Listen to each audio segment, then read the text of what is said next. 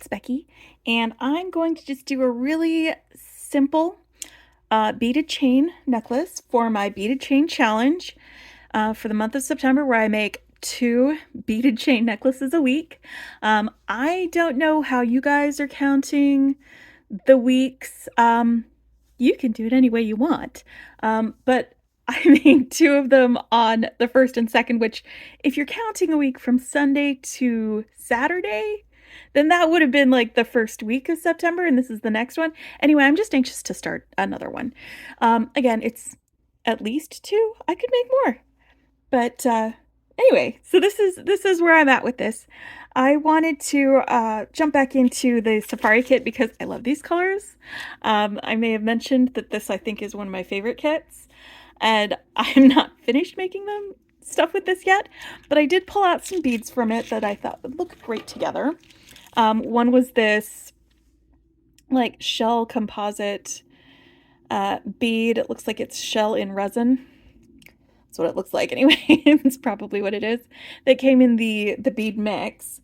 And then we had these, I'm calling them teeth strand. They're like basically triangle ones, but they're kind of opposite-y sort of triangles. I call them teeth.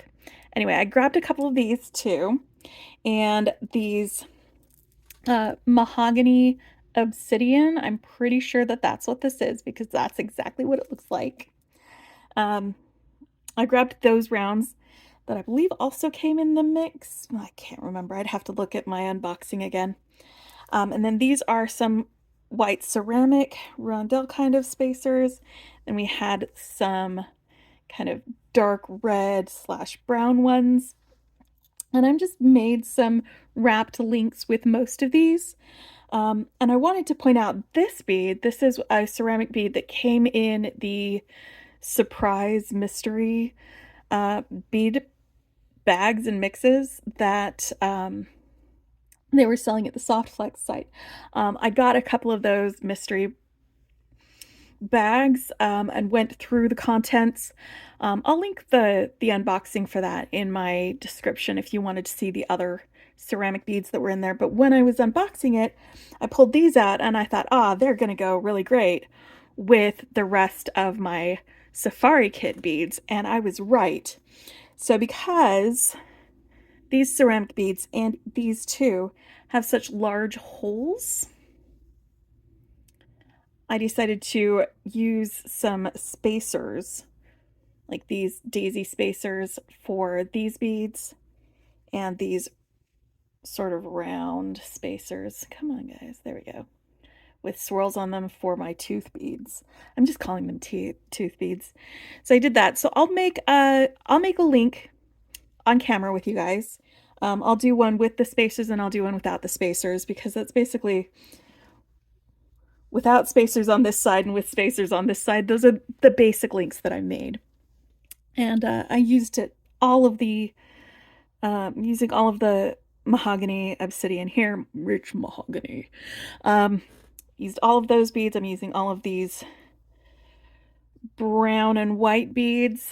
I'm using both of the tooth beads, this central bead, and then these ceramic beads that I got in the mystery ceramic bead box. For that, for my wrapped links, I am using 22 gauge gold colored wire.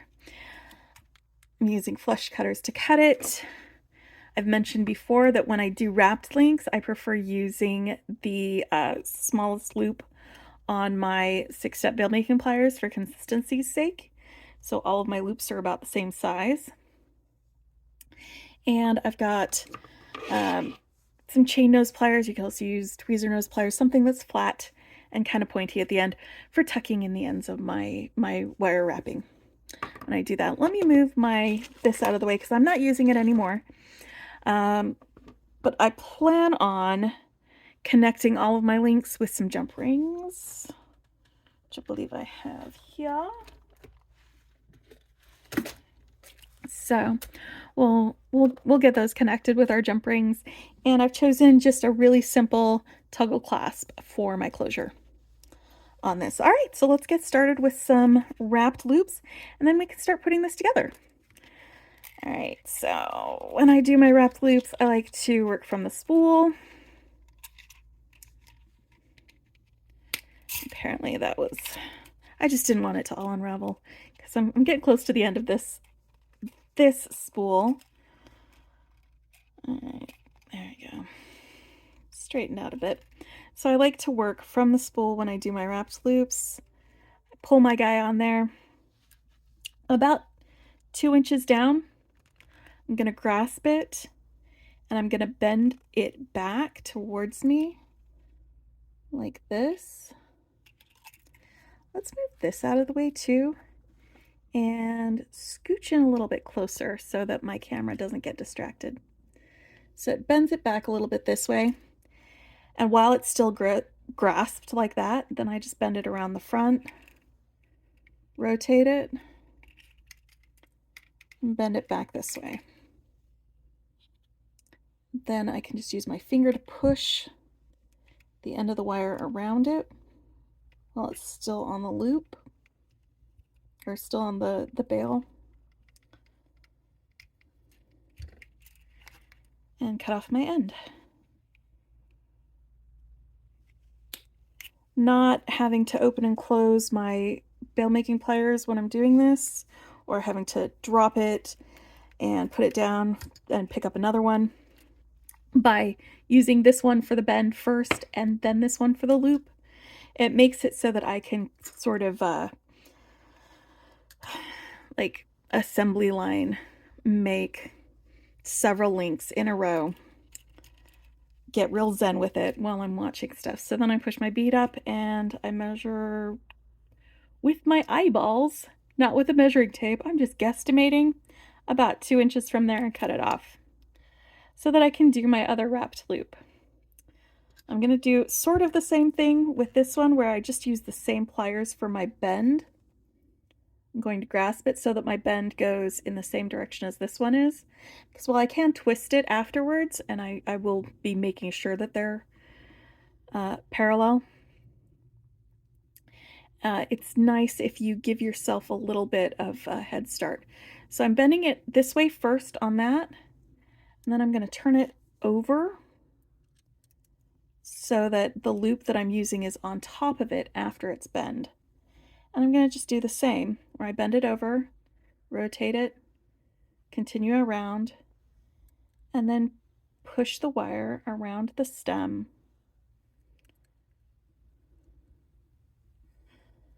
till I can't, and then I'll cut off any of my excess at that point.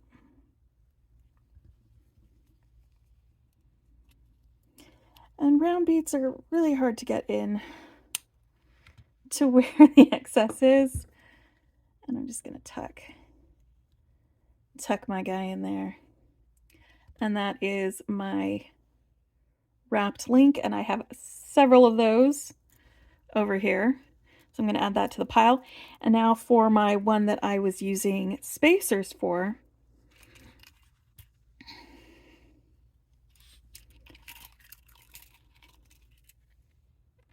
just using my fingers to straighten this a little bit before I start. Put on exactly how I want it strung on the wire. So spacer, bead, spacer. I'll let that drop out of the way while I make my first loop. And this loop will be exactly the same. I'm going to grasp it about 2 inches down. I'm going to bend it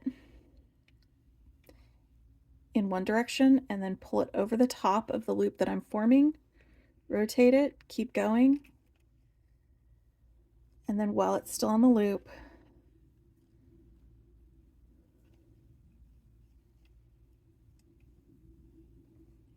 push this end of the wire around until I have myself a nice little loop.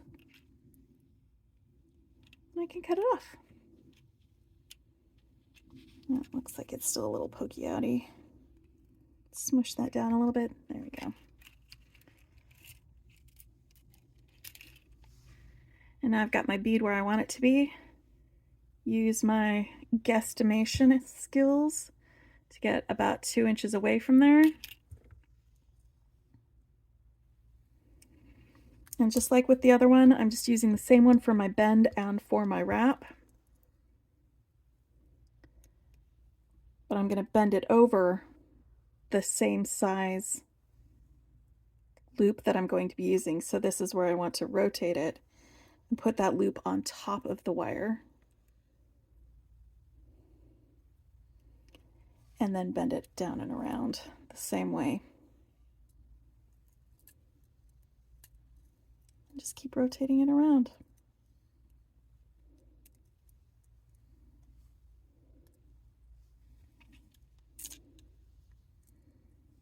This is getting awkward. It always gets a little awkward when you've got some of these bigger beads. All right. That's gonna do for me.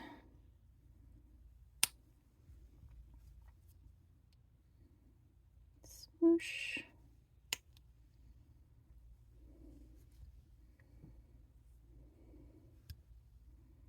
Now I've got my link. So now all I need to do is get myself some of these jump rings. And these are 6mm jump rings.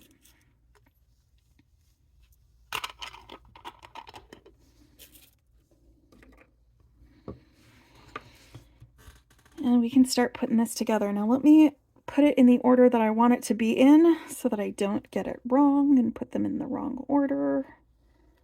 All right. Nope. Nope. Nope. So we're going to have our teeths and then these guys. And in between them, we will put the mahogany obsidian, like so. And this is going to be a symmetrical necklace.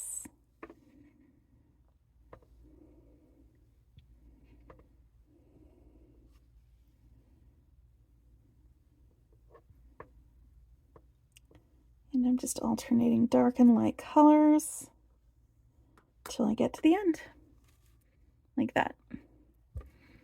So now we just put it together. And to do that, we're going to open and close our jump rings.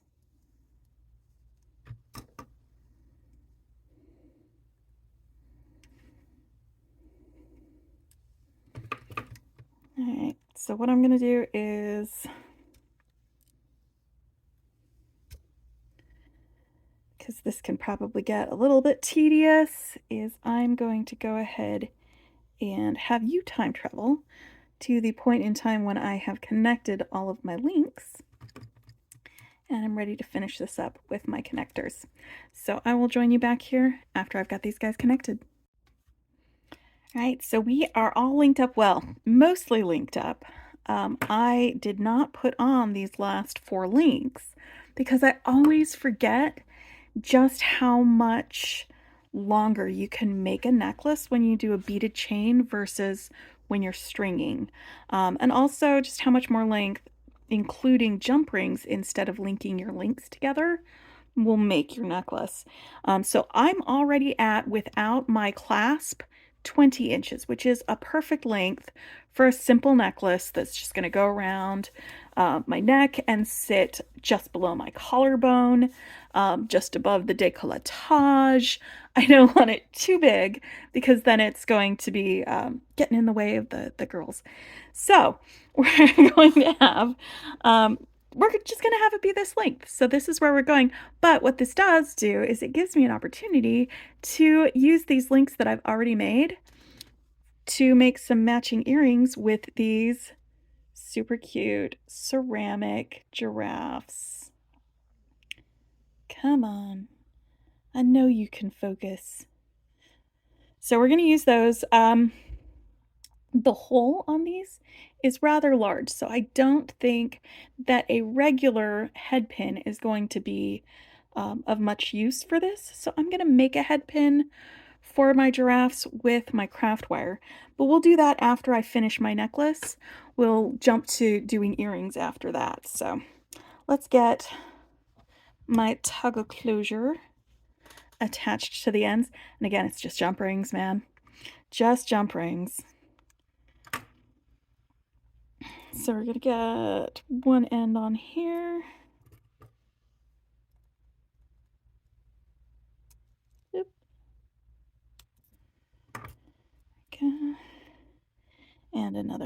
here.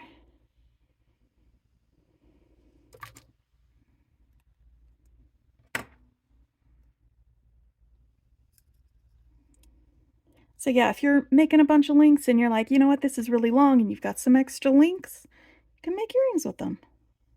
Not a problem. Or if you just want to save some beads for it. But yeah, the fact that it adds so much length to your necklace means you can use beads that you may not have a lot of and still have a completely wearable necklace. So like all of these beads together might have made a really great bracelet, but since I'm doing beaded chain, they're going to make a really great necklace. All right, I'm going to move this out of the way and we can focus on our little giraffe. All right, so I think the first thing I am going to do is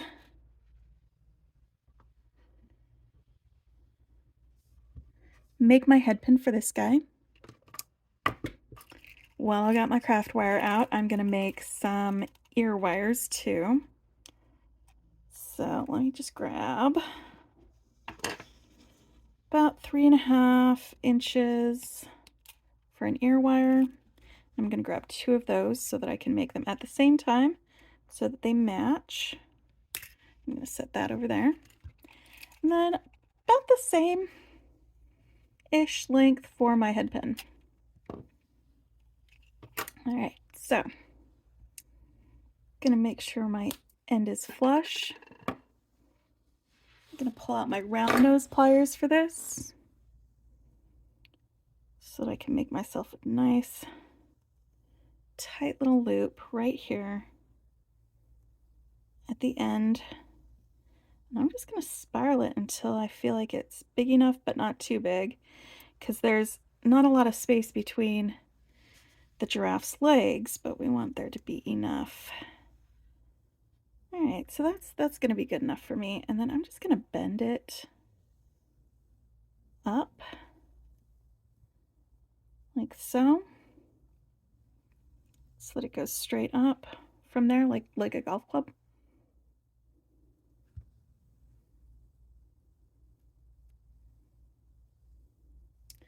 My little giraffe can sit on that. I'm going to give the end just a little bit of a smoosh so that it's not as pokey outy.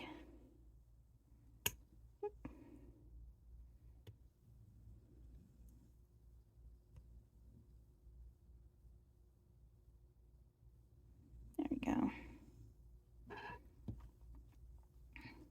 But it should still be wide enough for my little giraffe to sit on it. And the giraffe legs are going to hide any wonkiness that I may have created with it. So now that that's on there, let's go ahead and make ourselves a little loop at the top. I'm going to bend it over. It's quite a bit of space. There we go. And loop.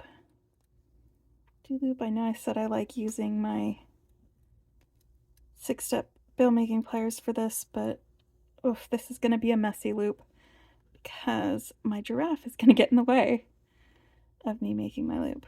All right. We're going to be happy with this. That's what we're going to do.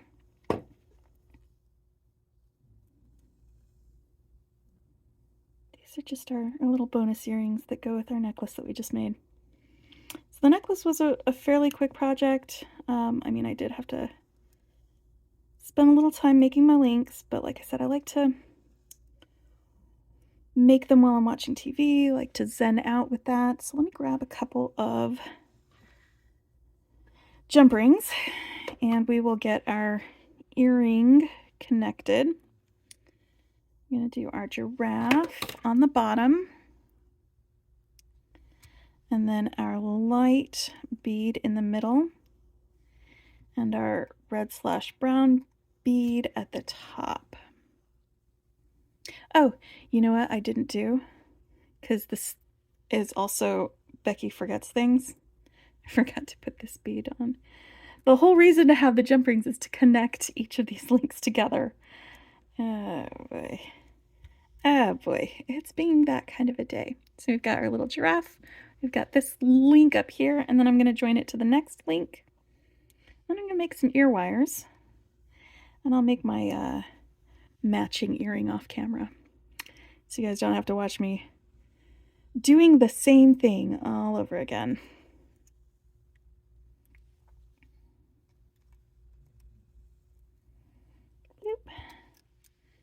Got that closed. All right. So this is going to be the earring once we get... It's just going to be a dangly guy. Dangly, dangly. All right. So I've got both of my wires that I'm using for my ear wires. I'm going to make sure that both ends are cut flush.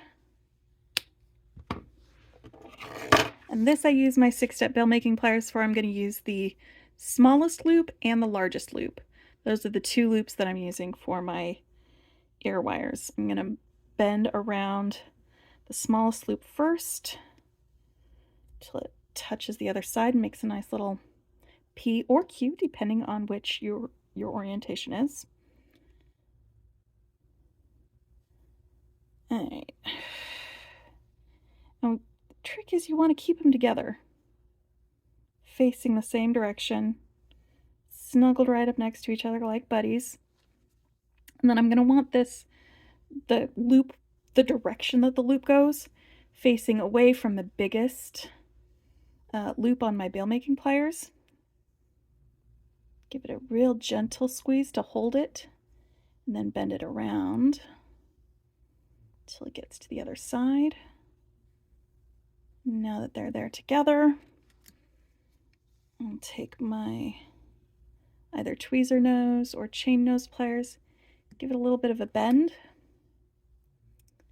and while they're still together, flush cut this end. And before I wear them, I will file the end to remove any burrs with a metal file. I'll also, very often, come through and just give the rounded part of this a squish with my pliers to help work harden it and make sure that it doesn't unbend. It's usually best to do this before you file it, because the filing does put a little bit of pressure on it. And we'll do it around that end too, so that when we open and close it, it will stay closed.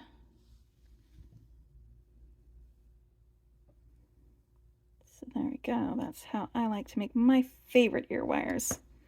I find they stay in my ears better than a lot of commercial ear wires do. And when I make ear wires like this, I can be pretty sure with the Softflex wire that my sister can wear these earrings too, because she's got metal allergies. And she had to stop wearing earrings for a while because like every time she wore them, she would have troubles, but we know from experimentation that the Softflex wire does not bother her ears. So I can make her earrings and ear wires with that. So that is earrings and a necklace using the Softflex Safari design kit. This is my third chain necklace that I'm making in my September chain challenge. I also used some ceramic beads from the mystery bundle, and we made some earrings while we were doing it. So this is a good video. This is good progress for this week. Hope you guys are enjoying making some chains with me if you're coming along. If you're not joining me, I hope you just enjoy watching it, and I hope you guys have a great week. Bye.